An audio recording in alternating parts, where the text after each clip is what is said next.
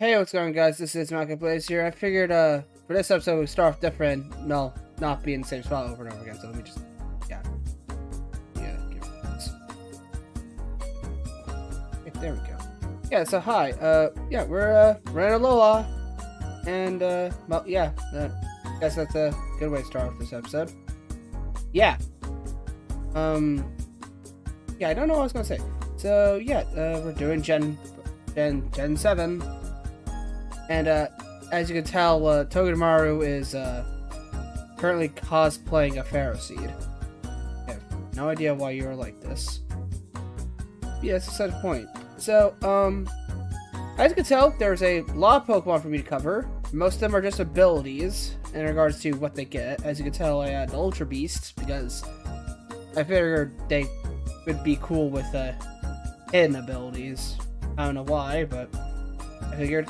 Also, if you couldn't tell, that's supposed to be a Beast Ball. Because every render I find of it, it's blue on top with like a purple on bottom for some reason, instead of just all blue, but it gives it a nice aesthetic. But yeah, so I guess, this is supposed to be the intro. I don't know how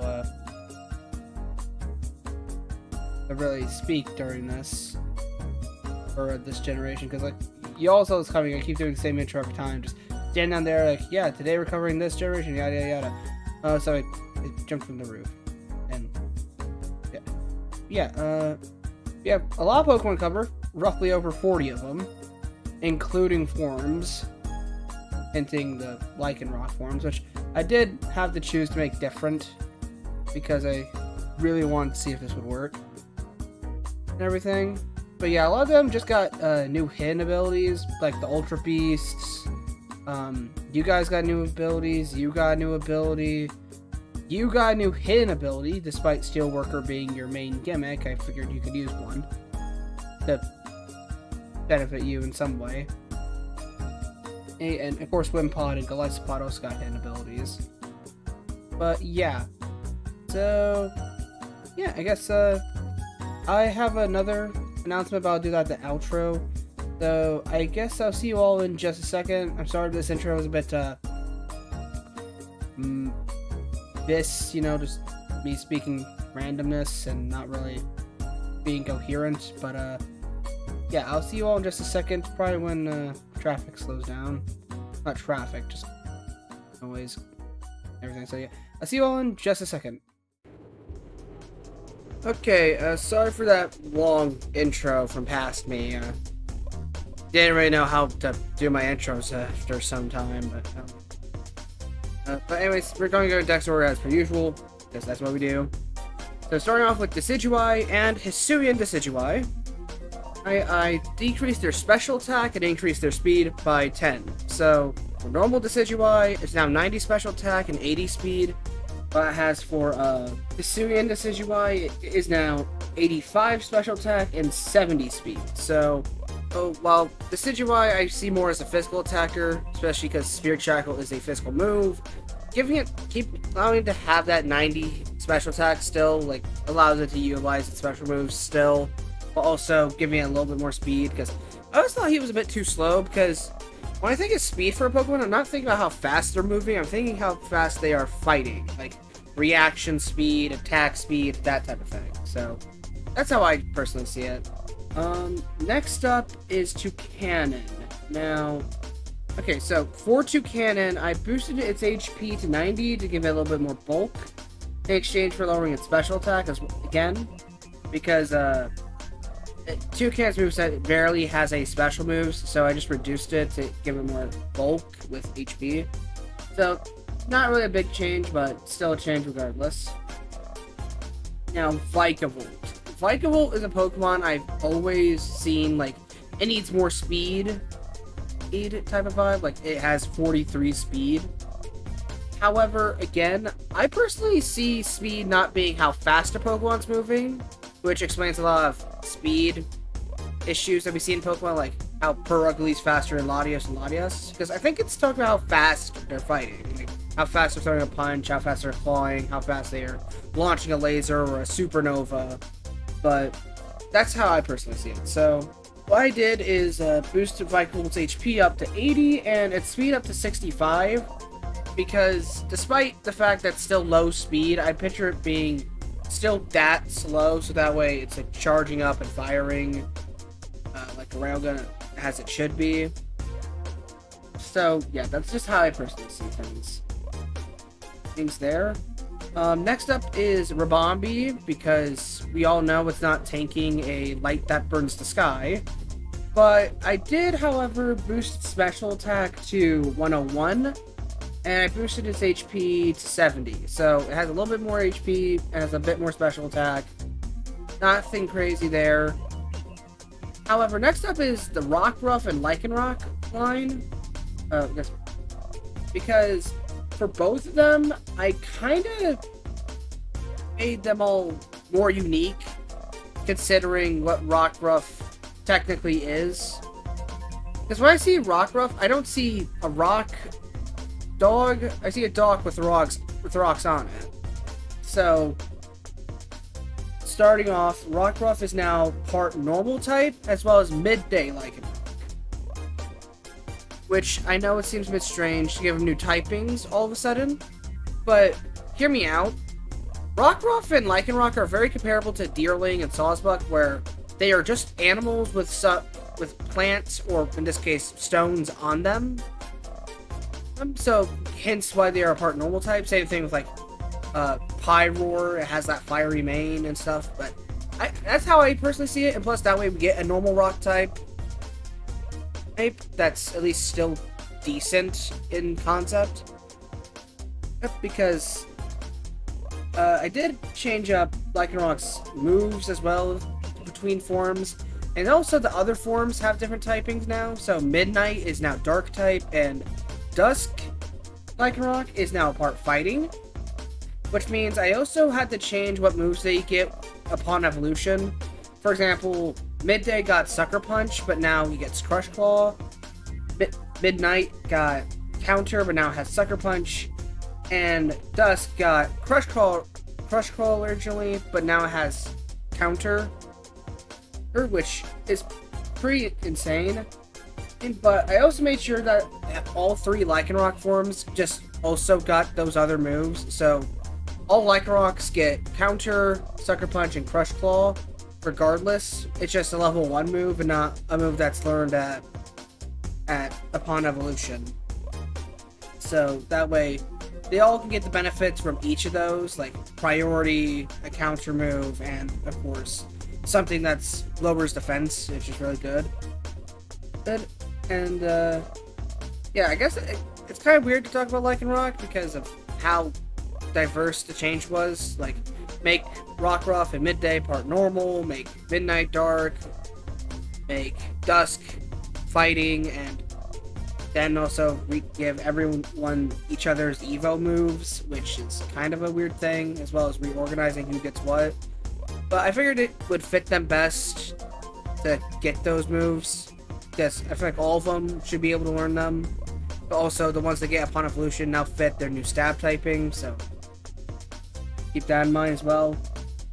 Oh, and if you disagree with Lycanroc getting changed this way, or Rockruff, then leave it in the comments down below. I personally see them both as a normal rock type now, and I think it would benefit us in the long run. Not us, I think it would benefit them in the long run to have another form of stab, and also get an immunity to Ghost, in a way. So yeah. Next up is Mudbray and Mudsdale, which just became part fighting, because I pictured them both as a ground fighting type, considering that they are donkeys. And donkeys have a tendency to, let's be honest, just kick anything. Like, you see how they treat dogs? Like, they legit they just try to stomp on them. It's pretty terrifying. And stuff like that, so. And also considering that Mudbray's dex entries bring up how strong it's gotten, and stuff like that. And like being able to kick cars, and it talks about strength all the time. I think that becoming part fighting would actually benefit it, especially when paired with body press. So that's how I see it there as well. Next up is Araquanid, which mainly got a massive buff in regards to its stats. Because 454 BST does not suit Boy. Does not suit him at all. So I boosted his HP up to 84. I boosted his attack up to 80 and his special attack up to 70. And the reason why I did that is because, first of all, HP means it gets more bulk. Attack is its main attacking stat. But special attack is because of all the coverage moves it has access to, like Giga Drain, Ice Beam, and a couple others, as well as some better stab options like Surf and Hydro Pump, which are higher damage than Liquidation. But then again, I feel like he will always be a physical attacker, so while special attack is now at least better, it's still a primary physical attacker by the end of the day, so there we have it there. I gave Fomantis and Lurantis new secondary abilities. Fomantis now gets, was it Aroma Veil? No, it's Sweet Veil. Okay. I gave Fomantis Sweet Veil because I felt like it makes sense because it's a plant and emits a sweet scent, which it does do, according to its dex entries. But upon evolution, it switches to Sharpness, which I think would benefit physical attacking Lurantis in the long run, without the need of using Contrary Superpower or Contrary Leaf Storm. So that way you can run a more physical attacking base Lurantis without the whole need of Contrary. But Contrary is still an option as a hidden ability. So there's that. So for Shiinotic, I boosted its stats just as much as I boosted Paras's stats, or Parasec's stats, sorry, because it was very underwhelming. So I buffed its HP to 80, its special attack to 100, and its special defense to 115, so it's a little harder, it's a bit bulkier, nothing really big regarding other changes. Next up is Steenie, which is a surprise, because Steenie is a lot weaker than I thought. So it's kind of like the Curlia thing all over again. So I boosted its stats by a lot. So its HP is now 62, its attack and special attack are both 50, and its defense and special defense are both 55, so it got roughly 50 points added to it. 10 per each stat except for speed, which is really solid and helps it in the long run. But then I boosted Sarina up as well, boosting its HP and speed up to 82, which means it's a little bulkier and it's a tad bit faster. It also means it's now base dental is 530, which is on par with starter mode, which is really solid, not gonna lie. For Comfey, I really just turned it part grass after some heavy consideration. Because at first I was like, I don't really see it being grass type because it's just wearing plants.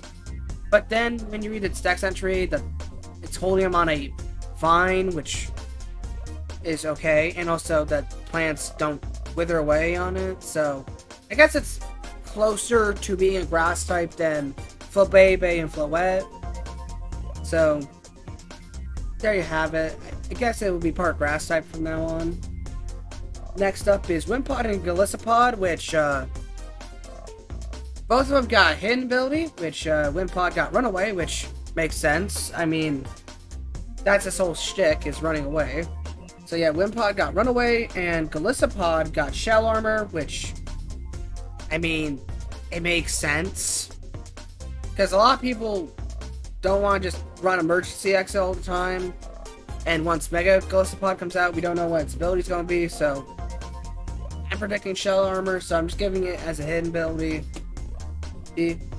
Which, I don't normally buff a Pokemon that recently got Mega, but Golisopod and Wimpod need a hidden ability until they get added, so there's that.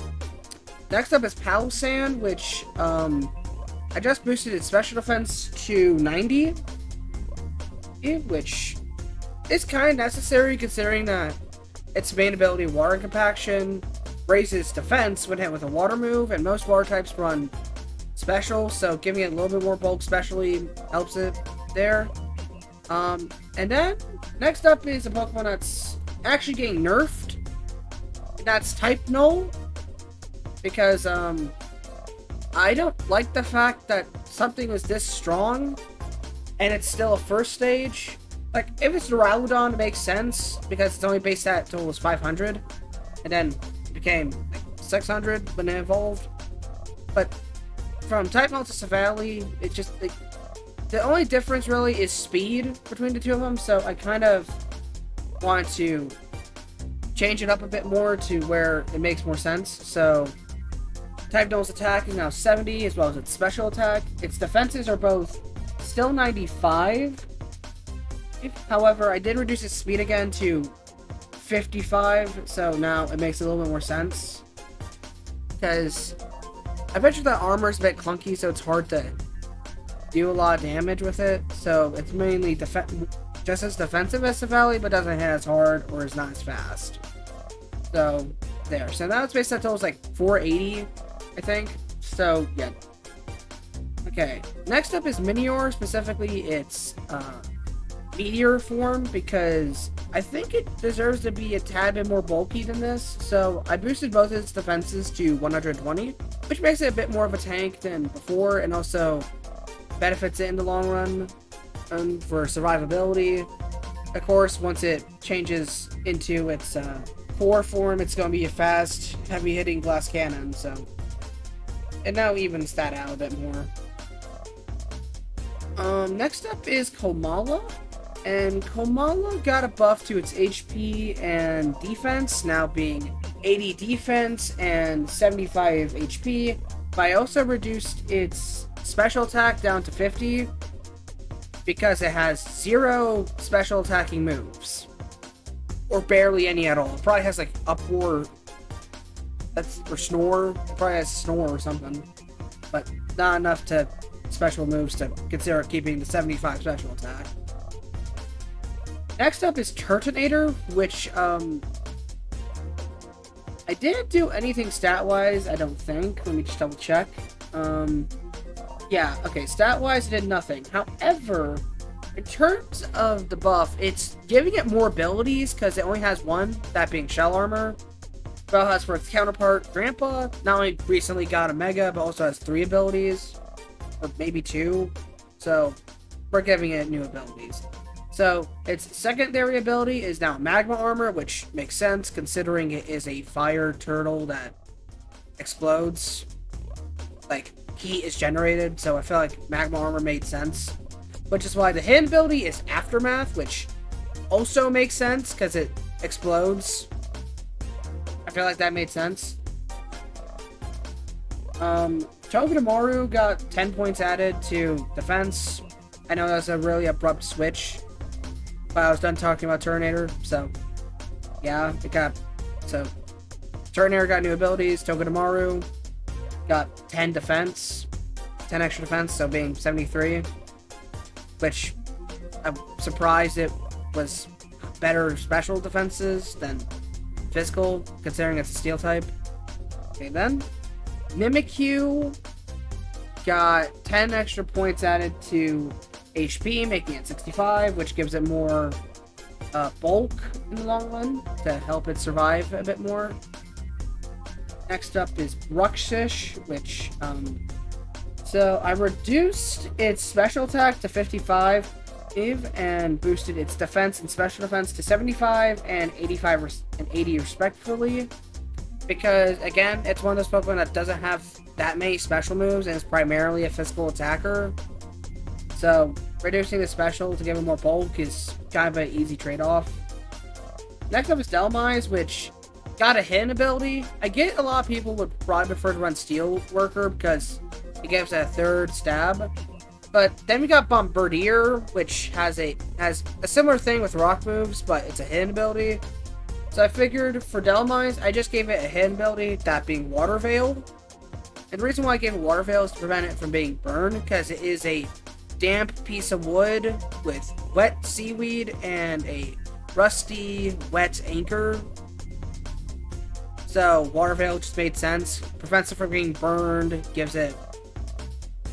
So it just prevents it from getting burned. No one's going to paralyze it because it has 40 speed. And now you can primarily run your Ghost and Grass moves if you preferred. But use Steelworker if you want stab steel moves on it.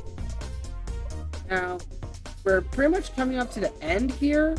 And I've already covered Cosmog and Cosmoem, I think, in the intro, but I'm going to do it again just in case. And that is that at level 20, Cosmog gets stored power, and Cosmoem now also gets stored power because of this. And the reason why I'm giving him an attacking move is because at least Magikarp can attack with Tackle. Cosmog and Cosmoem should at least have stored power, which would be a good move to make sense, because, like, if you remember in Sun and Moon when Nebby explodes the bridge, I feel like stored power makes sense as the move that caused that, in my eyes. So, yeah, that's how I see it. Which leads us to the final category, that being the Ultra Beasts and their new hidden abilities, which, again, kind of a weird thing to bring up, or even do, but I feel like these will all make sense as soon as I talk about them. So, starting with my favorite of the Ultra Beasts, which is Nihilego, I gave it Levitate because it makes sense. It is a floating jellyfish that is in the ultra deep sea and floats around. Quite literally, Levitate makes sense and gives it an immunity to its quad weakness of ground. That's all I'm saying. It makes perfect sense as the hidden ability. Just like how Buzzwole gets Oblivious, because while Oblivious at first just prevents Attract, it also prevents Taunting and Intimidate. And I feel like that makes sense because he's just flexing the entire time.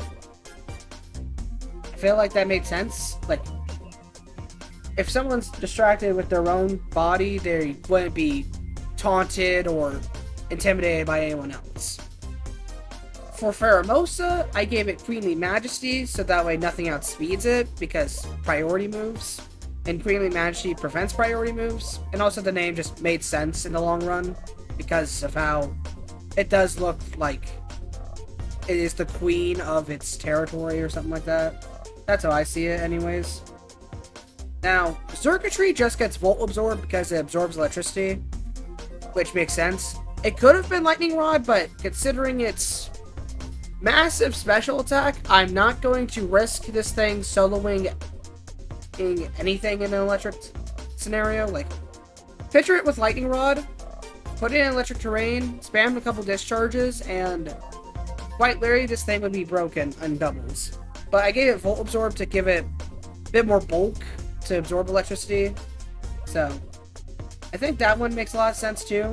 Like, Lightning Rod makes sense because of, like, the lightning strikes in its world and Ultra Sun and Moon. But Volt Absorb makes more sense. And it's not as broken. Next up is Celesteela, which I kind of struggled with, but I considered giving it Heat Proof, which makes it only weak to electricity. Gives it a bit more bulk in the sense, because it's now no longer weak to fire. But also I considered it because it's a spaceship that goes out and into an atmosphere. I feel like that makes sense.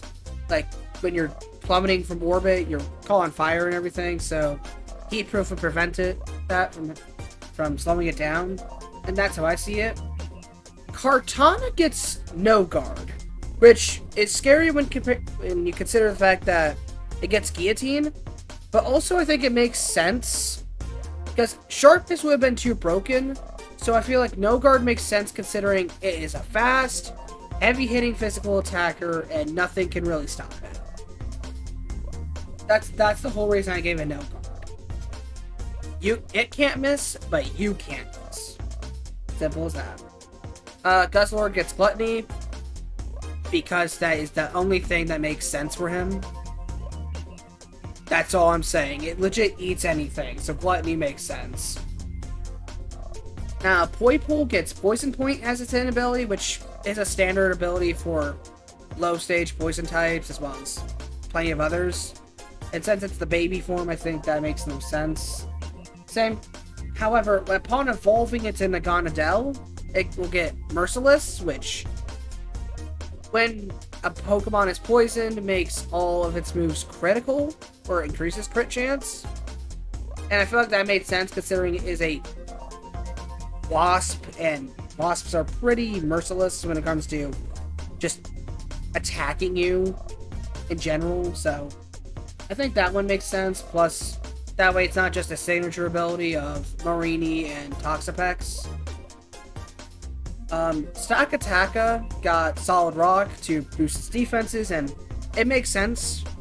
It's quad weak to 2 typings, so making it just 3 times will benefit it in the long run, as well as just reducing how effective its weaknesses are against it. And plus, it's made of rock. Solid Rock just works. And finally, the final Pokemon is Pixelmon, where it just got Aftermath, considering the fact that its head explodes. So I feel like as like a final act, it just like pops its head, doing damage to you when it faints. That's how I see it working out for Pixelmon. Also, because Mind Blown is its signature ability, it also makes sense.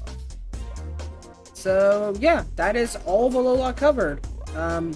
Thank you all so much for watching, and past me will do the outro and make those announcements. So I'll see you all in the past, or I guess just a second. Okay, thank you all so much for watching. If any of these buffs you disagree with or anything, let me know. But I have another announcement real quick for this outro. Oh, minus of course for you guys to like, comment, and subscribe, because well, the closer I get to 1,000, the more I can. The more I get to 1,000 subscribers, the more well, I'm wanting to do this. And since we're still at like 340s, 350s, I'm happy that there are some people that are subscribing, but that's not the announcement. And I am very thankful for those who do subscribe. But another announcement is that after Gen 8 and Gen 9, which, yes, Gen 9, I will give the Paradox Pokemon, all the Paradox Pokemon, hidden abilities, except for Koraidon and Miraidon, since it's their main gimmick and all.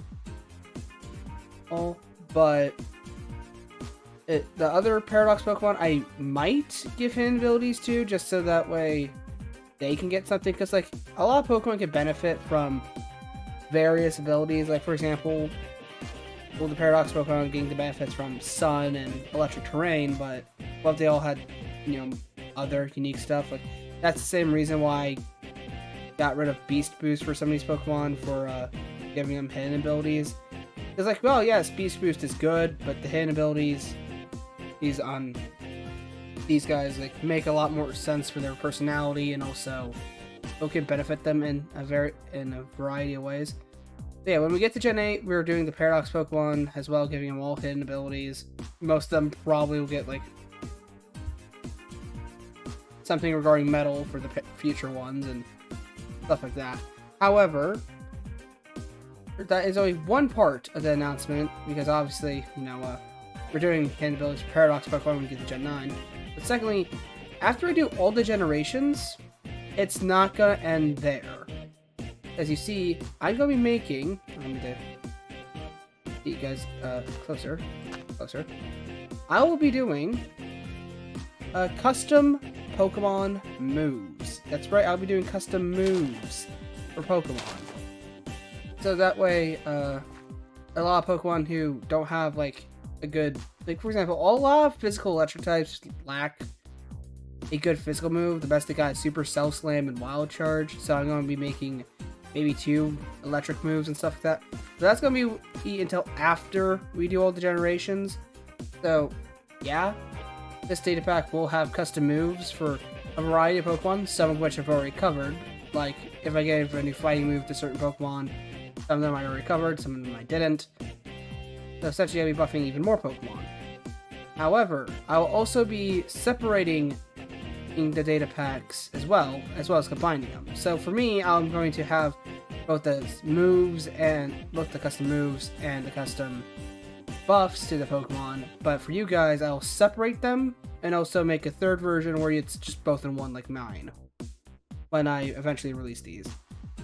So there's that to look forward to, and I am willing to to keep doing stuff like this, because I have more plans for custom data packs, like one based on stuff from M&J TV videos, if you guys want to see that.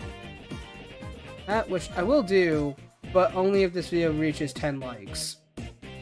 That's right, I will make a custom M&J TV Plays data pack with all, like, buffs made around stuff they made. For example, he made a recent video about Pokemon he wishes were better. One of them being Cast Form, of course, which I already covered, but it'll be more like how he did it instead. So, yeah. And if you guys want, you can recommend other YouTubers with custom buffs based around those. So, if you want me to continue making Pixelmon data packs, let me know. I am going to do the M&J TV one at least, just as a fun little project. Since it probably won't take long, probably only be a few Pokemon, but yeah. Anyways, I'll see you all in Galar. Probably won't be as many Pokemon as there was today, because there's not any Paradox Pokemon or Ultra Beasts, but there's still a couple of Pokemon to go through. And yeah, I'll see you all next time. Bye. And again, I'm sorry that my, I guess my intro was a bit spacey, but you know. So, just, again, I really appreciate you all. Well, I hope I can continue doing YouTube for a lot of time. I know, I'm just trying to... I'll just cut this part out. Anyways, yeah, bye.